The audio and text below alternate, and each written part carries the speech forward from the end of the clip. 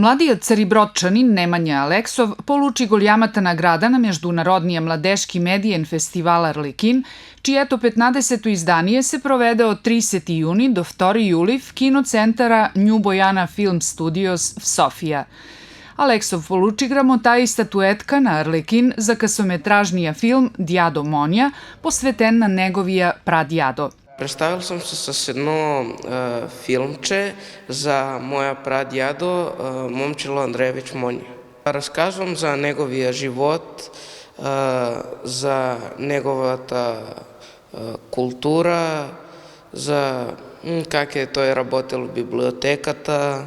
Той е бил любител актьор, обичал е да играе и много хора казват, че съм наследил любовта към изкуството от него, но съжаление никого не съм го виждал, защото е починал през 2002 година.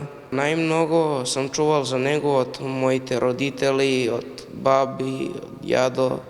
Макар че не го е познавал лично, Немања решава да направи филм за своја прадјадо, којто бе всестранно талантлив и духовит човек, оставил јарка следа в историјата на Цариброд. Идеята беше когато участвах в Сливница на един конкурс за презентација и тогава направих една презентација за него и от тази презентација се направи едно малко филмче. Отивам на фестивал Арлекин в София и получавам най-специалната награда Гран При.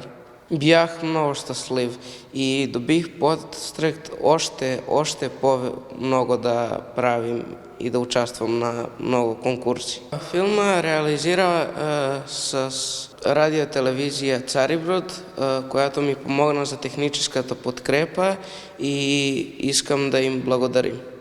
Арлекин е фестивал којто насрчава младешкото творчество и медијната грамотност, като предоставја меѓународна платформа за создаване, представјане и популяризиране на авторски медијни проекти.